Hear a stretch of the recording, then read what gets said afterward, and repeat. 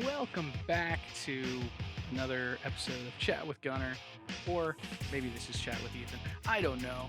It's getting they're all kind of mixing together. My name is Ethan. I'm your host for this evening. I'm usually the co-host for Gunner, but Gunner is out this week. Things are getting a little bit hectic at 12 Point, so he asked me just to go ahead and do a video by myself, and here we are. The next three videos actually are probably going to be me by myself because Gunner is currently out this week, and then next Thursday is Thanksgiving. So I will more than likely be having to do my some extra videos this week just to put out content.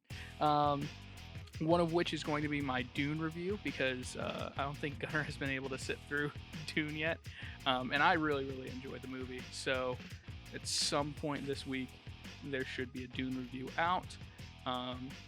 After that, I'll probably do an Eternals review. Gunner might sit in on that one, may not. I don't think he's got a plan for doing that, so we'll see.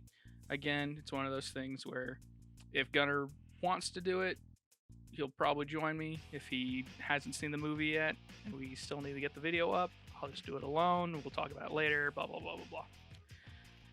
But as of right now, it is it is close to 4 a.m.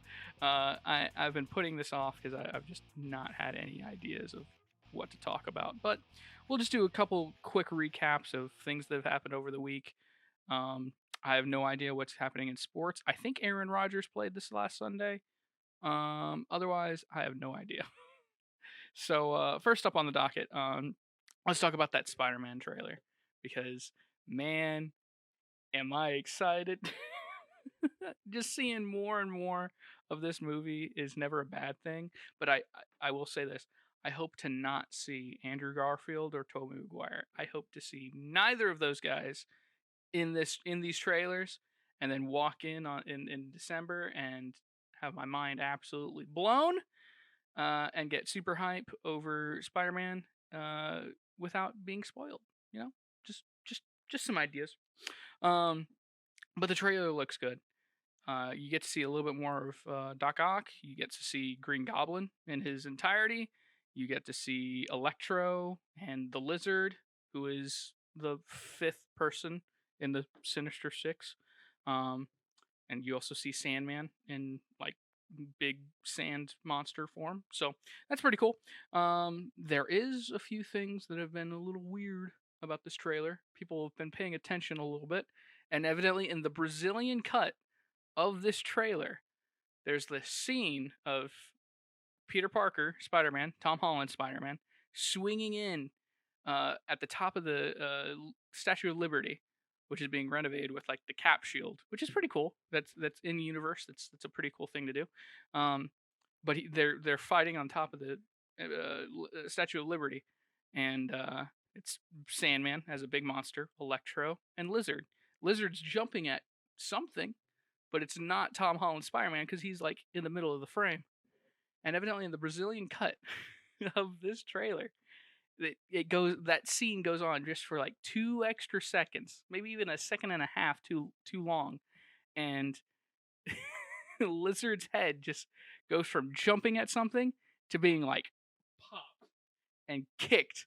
It looks like it's very cartoony. It's hilarious when you see it in slow mo, but that just seems like to me it something got scrubbed out in post,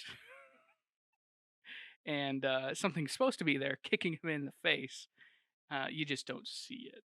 So yeah, I think the other two Spider-Man are gonna be in the movie.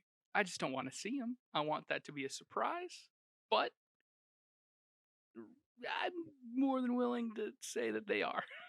Anyway, that's that. There's nothing really else as far as movies coming out. Like I said, Dune and Eternals review coming soon, but yeah, there isn't really another movie that I think me and Gunner have been like super hyped about.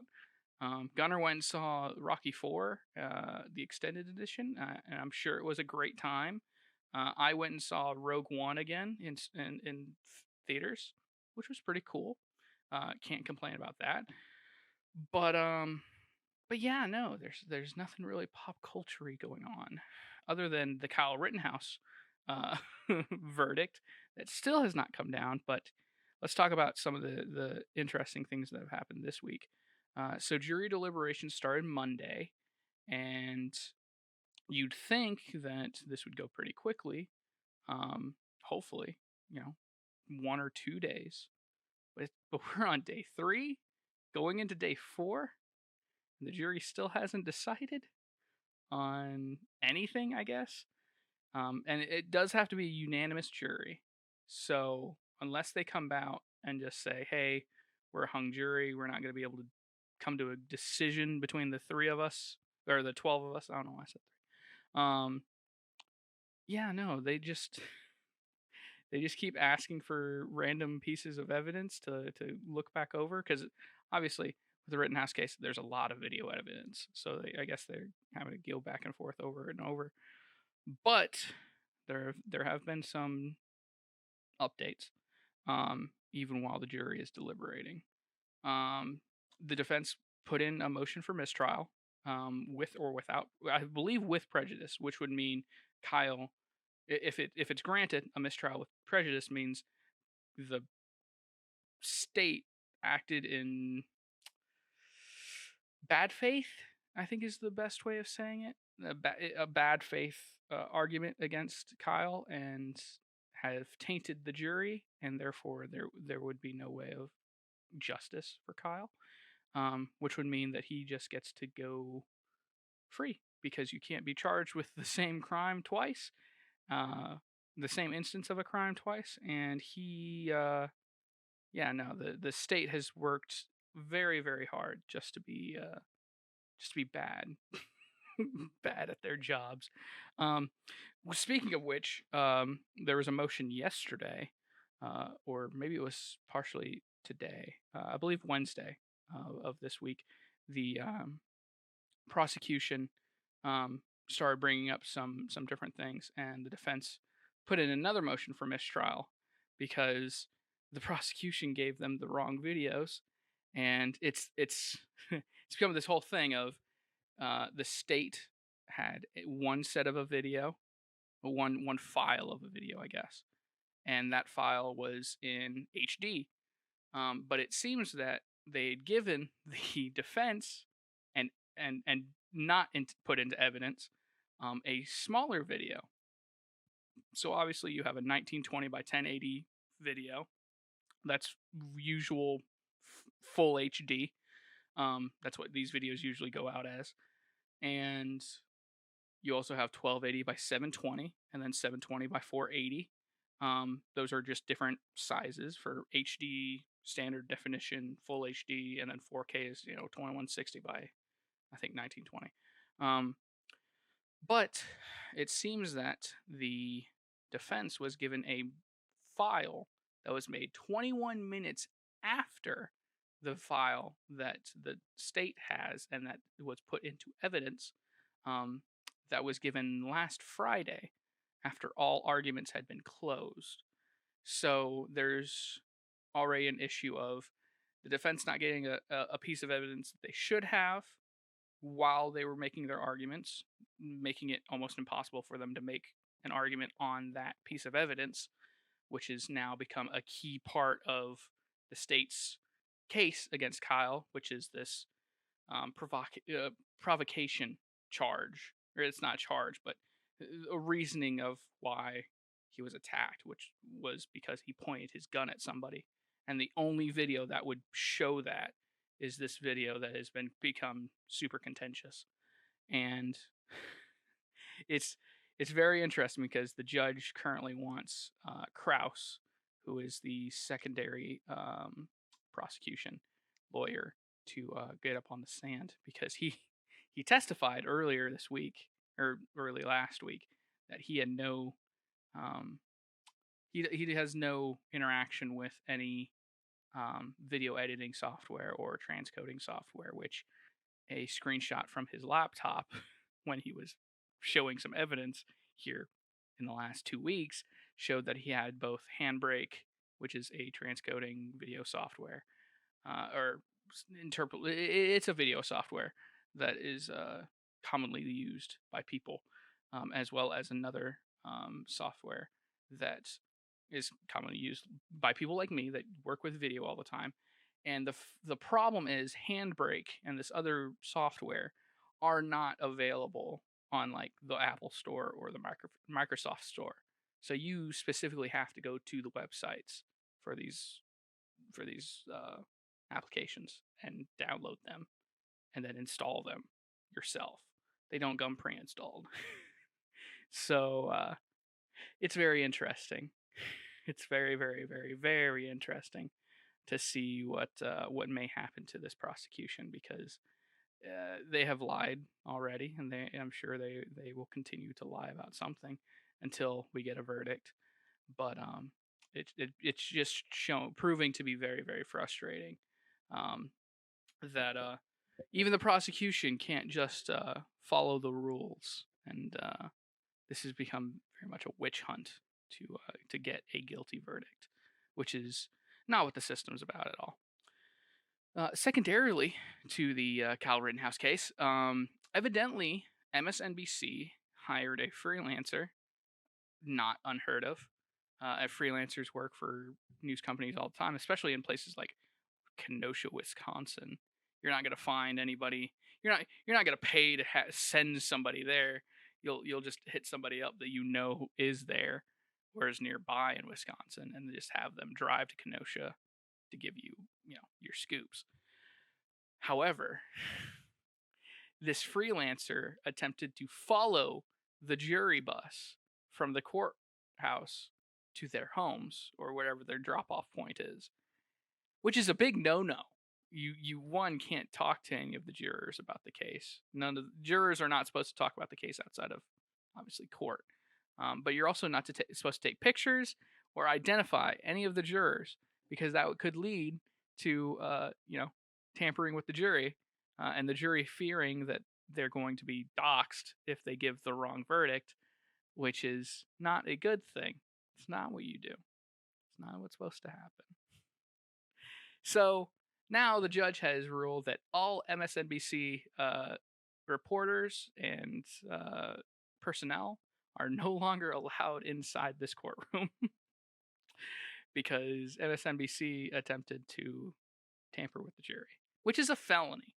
I'll just say again, it's a freelancer who was in talks with a person from MSNBC who has now nuked their social media. Not the freelancer, the person that worked at MSNBC. I'm sorry. Yeah, she nuked her social media directly after this person gets caught, with and was having to be served like a traffic violation instead of a federal crime of tampering with a jury, which is again a felony. But it's whatever. Yeah, people have been saying that the jury feels threatened. There's rumors inside the jury deliberations that it's only one person now that is holding up this verdict, which is a little frustrating because they're worried about the consequences, and there shouldn't be any consequences. It's a jury deciding the fate of a 17, now 18-year-old. He could be going to prison for life, and the jury wants to wait and think about the consequences for themselves of whether or not to prove him innocent or guilty. And it's really frustrating because, again, we talked about it last week. I'm obviously talking about it this week. It's a major case. It's a landmark case for a lot of people. And the fact that they have there are people that have lined up on the steps of the courthouse, and there are pallets and piles of bricks that are showing up all across Kenosha is it's just interesting, and it's a little scary. Things are gonna get bad in the next couple of weeks. So hopefully you guys stay safe. It's a short one, only about 15 minutes, but I ain't got a lot. It's just me. If Gunner was here, we'd probably be going back and forth for at least an hour. But well, when it's just me, you're lucky to get 15 minutes out of me. Uh, Even though when it's the two of us, I usually can talk for a long time. I'm just out of it today. Again, it's 4 a.m. I would like to go home. So again, this week be looking forward to the Dune review and the Eternals review, and then hopefully we'll try and me and Gunner will try and get in here sometime next week before Thanksgiving, and we'll hopefully post on Thanksgiving. That's the plan. We're gonna try, but we'll see. Thank you all for watching. Obviously, you can find us on YouTube, Apple Podcast, Facebook, Instagram, Spotify, Google Podcast, everywhere you can get podcasts. You can find us. Just search up Chat with Gunner. Leave a like, leave a review, hopefully a 5-star review, and subscribe, especially here on YouTube. We're past 2,000 subscribers. If we can get up into the 3,000s before Christmas, before the new year, I will say that this year was a success. Thank you guys again. I know Gunner and me and Gunner always talk for a long time and then try and get out of here real quick, but we appreciate all of you. Doing the show is very, very relaxing every week, and I'm sure Gunner hates to miss a day, but we're gonna stick to it. We missed a couple days this summer, so we're gonna try and keep it up until the end of the year. At least keep pumping out videos at least once a week, if not multiple times a week. And yeah, see you next time. Peace.